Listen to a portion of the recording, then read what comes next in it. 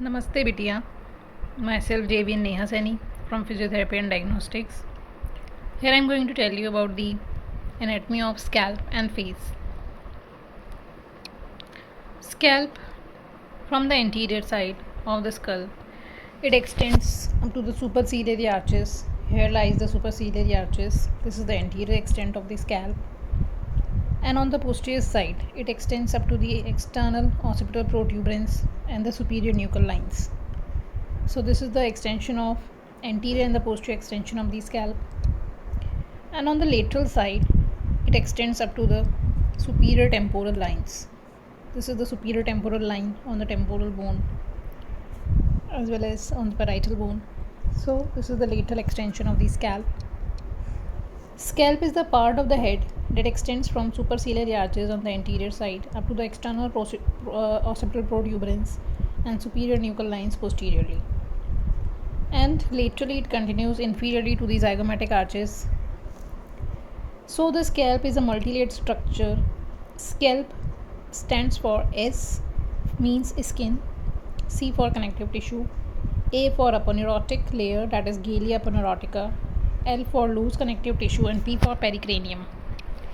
So the first three layers, SCA, they are tightly held together forming the single unit. This unit is sometimes referred to as scalp proper and is the tissue torn away during serious scalping injuries. These are the 5 layers of the scalp. Skin is thick, hairy, contains numerous sebaceous glands. Connective tissue is fibrofatty and the fibrous septa uniting the skin to the underlying aponeurosis of occipitofrontalis muscle. Numerous arteries and veins are found in this layer, and the arteries are the branches of external and internal carotid arteries, and they are free. Anastomosis takes place in this layer. Aponeurosis is the aponeurosis. It is a tendinous sheath of occipital and frontal bellies of occipitofrontalis muscle. The lateral margins of the aponeurosis are attached to the temporal fascia. Then in the layer of loose areolar tissue, it occupies the subaponeurotic space and is loosely connects the epicranial aponeurosis to the periosteum of the skull. And the loose areolar tissue contains few small arteries, but it also contains some important emissary veins. Emissary veins are valvulous and connect the superficial veins of the scalp with the diploic veins of the skull. And it is the dangerous layer of the scalp.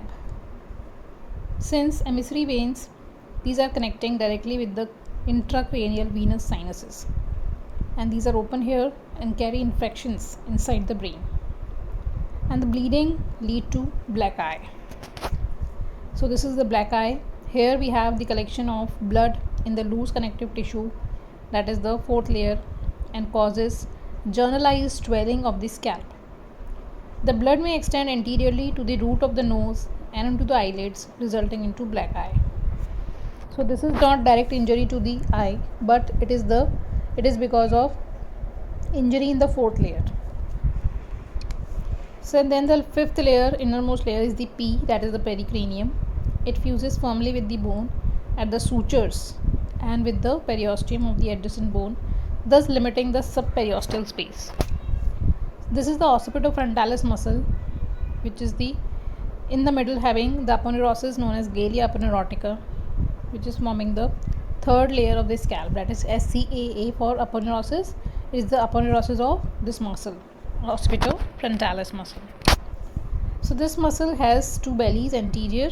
On the anterior side we have frontal belly, on the posterior side occipital belly is there, and these are arising from occipital belly arises from the highest nuchal lines on the occipital bone, and frontal belly arises from the skin and the superficial fascia of the orbit, and the insertion is on the epicranial aponeurosis and is supplied by the facial nerve.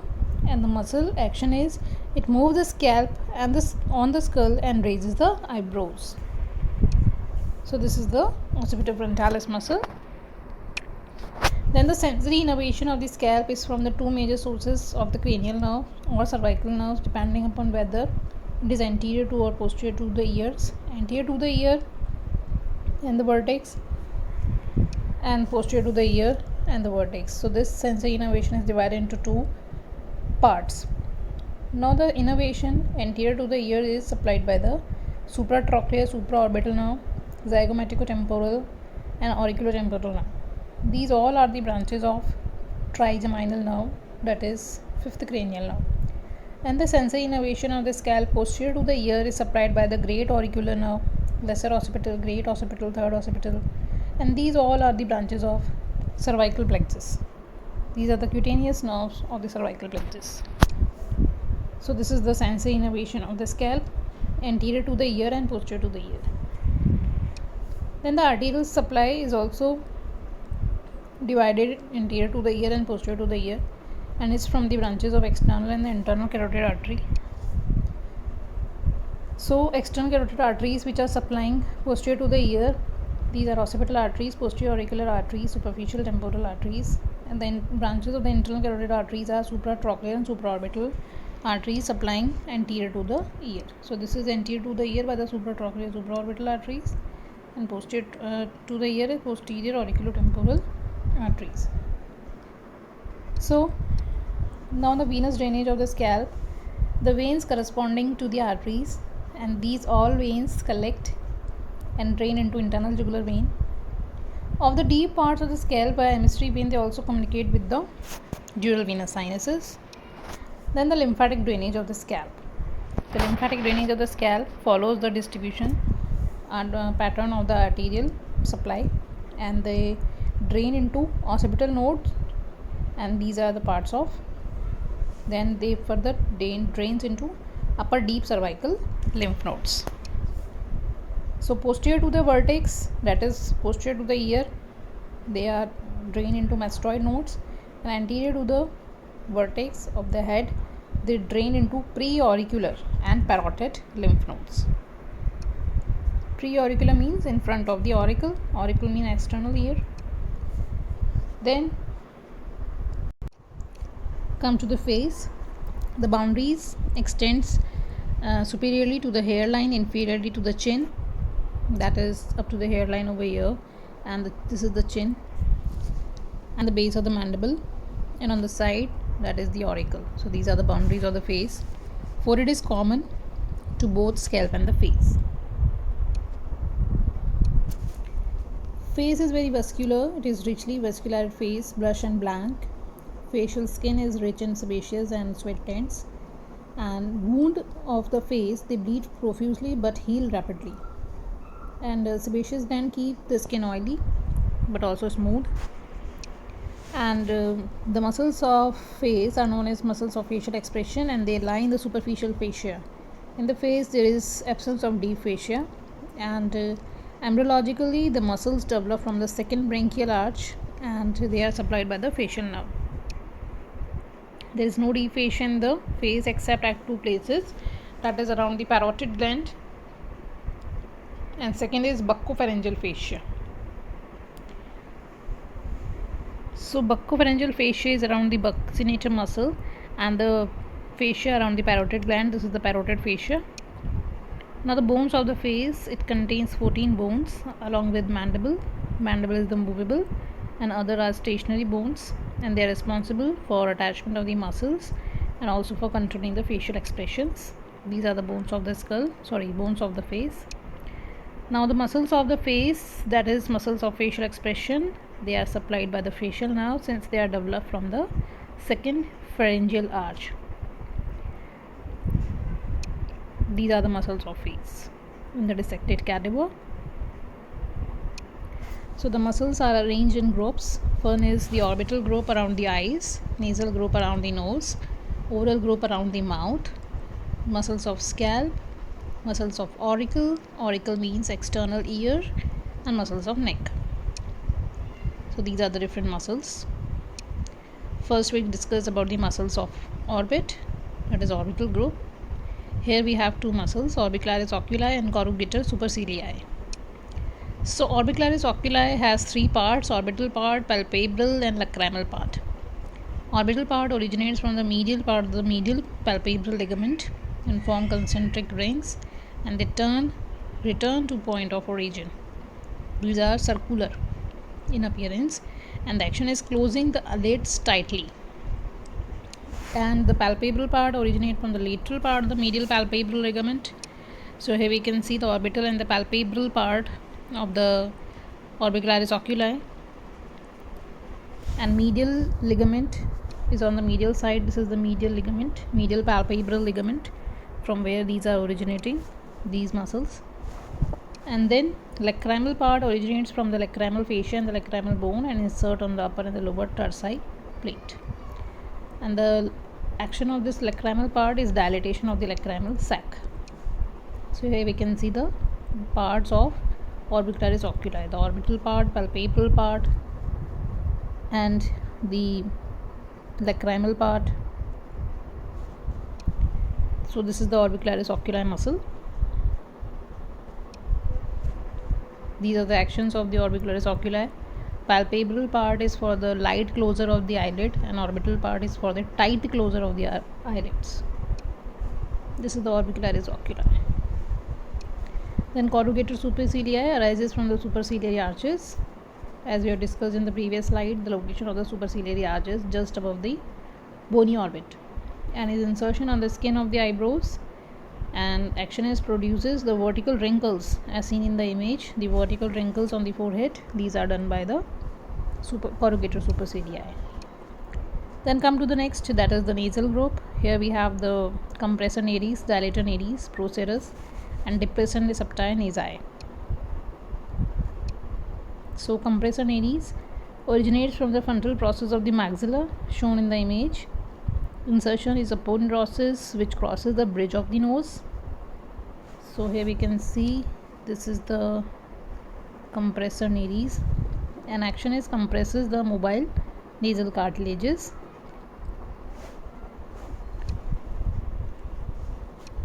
Then dilator nares, it is on the maxilla, origin is on the maxilla, and insertion is on the ala of the nose. Ala means this lateral margin of the nose, and the action is widens the nasal aperture. As you can see in the image, it is widening the nasal apertures.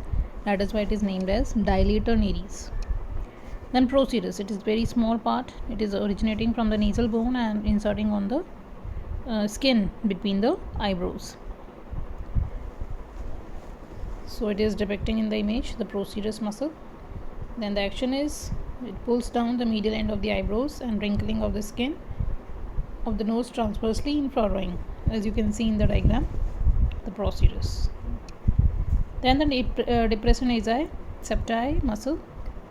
So this is originating on the maxilla, as you can see in the diagram, and insertion is on the lower mobile part of the nasal septum, and the action is nose is pulled inferiorly because of this muscle. Then the next group is oral group. It includes orbicularis oris around the mouth, buccinator.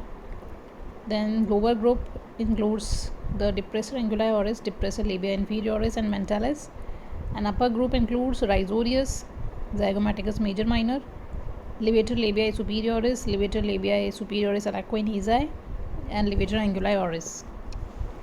So orbicularis oris, we can see in the image, it originates from the maxilla above the incisor teeth and inserts into the skin of the lip, and action is just the formation of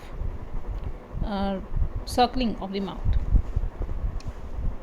So in the buccinator, it is originating from the maxilla opposite to the molar tooth, and insertion is on the upper lip. And lower fibers originates from the mandible opposite to the molar tooth, insertion is on the lower lip again. And middle fibers, they form pterygomandibular raphe, they originate from the pterygomandibular raphe, and insertion is decussation before passing to the lips. It decussates, they cross to the opposite side to the lips.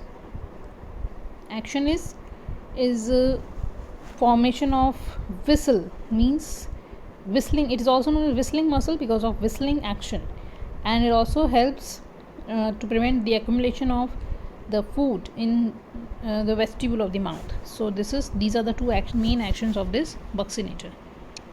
So here we can see the buccinator again. So these are the muscles around the lips, the orbicularis oris. Then there is a term known as modulus. So modulus is found at the close to the angle of mouth.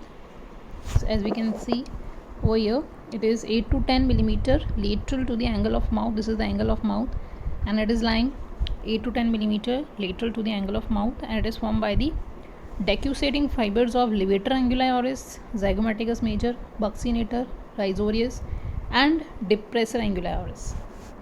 So this is the fibrous node which is formed because of these decussating fibers. The other muscle group of the neck are the platysma, auricular, anterior, superior, posterior auricular muscles, and occipitofrontalis muscle.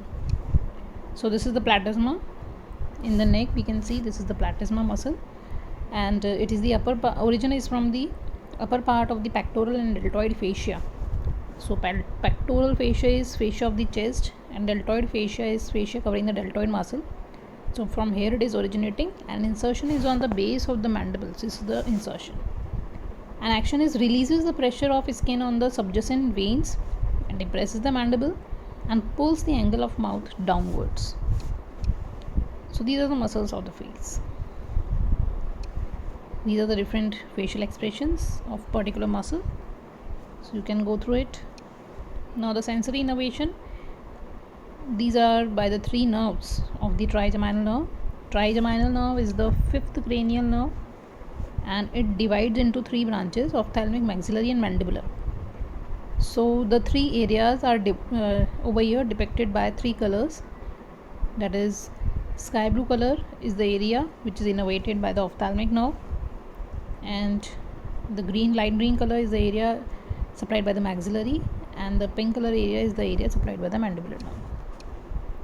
Then the motor innervation is, there is one motor nerve which is supplying to all these muscles except all these muscles. This is by the facial nerve. So there are 5 terminal branches of the facial nerve. With the help of this diagram we can learn the 5 branches of the facial nerve. So you have to put your hand like this and forms the branches. That is the branch which is going to the temporal bone. This is temporal branch. Zygomatic arch, towards zygomatic arch, this branch is the zygomatic nerve. Towards the upper lip, it is the buccal branch. Towards the mandible, it is the mandibular branch. And towards the neck, this is the cervical branch of the facial nerve. These are the 5 terminal branches of the facial nerve which are supplying to all the muscles of the face. Then come to the applied. First is the trigeminal neuralgia. It is a sudden severe pain in the distribution of the branches of 5th cranial nerve. This is the trigeminal neuralgia. Next is the Bell's palsy. It is the infranuclear lesion of the facial nerve. That is the Bell's palsy. In this, whole face is paralyzed, and the characteristic features are: affected side is motionless, there is loss of wrinkle, eye cannot be closed. In smiling, the mouth is drawn to the normal side, and during mastication the food accumulates in the vestibule. So this is because of injury to the facial nerve. So this is how a Bell's palsy patient appears. So these are the different characteristic features of the Bell's palsy. Then there is, what is the dangerous areas of the face? The dangerous area is highlighted in this area, this triangular area. It includes the side of the nose, middle angle of the eye, and the upper lip. This is the dangerous area because this area is connected to superior ophthalmic vein directly through supraorbital vein. By means of superior ophthalmic vein, this area is connected to the cavernous sinus. So cavernous sinus over here, and it lies in the close to the brain. So if there is injury in this area, dangerous area, this will lead to infection directly to the cavernous sinus. So the infection in the upper lip is directly leading to the cavernous sinus, which is lying close to the brain. So this infection can easily be reached to the brain. So this is the pathway for spread of infection from lower part of the nose and the upper lip directly to the cavernous sinus. And cavernous sinus is what? It is the venous area close to the brain. So that is why this area is known as dangerous area of the face. So this is the arterial supply of the face by the branches of external carotid artery, and this is the lymphatic drainage. The limb from the anterior part of the face reaches to the submandibular group of lymph node. From the lateral part, it is reaching to the parotid lymph nodes, and from the central part of the lower lip and the skin of the chin, it is reaching to the submental group of lymph nodes. Then there are some questions important for this. These are right short note on sensory nerve supply of face and the scalp, and the second question is black eye. So for file, you have to draw this diagram, this well labeled colored diagram. Use colors as it is in this diagram, except no color for the bone of the skull. So this completes the topic, the face and the scalp. Thank you.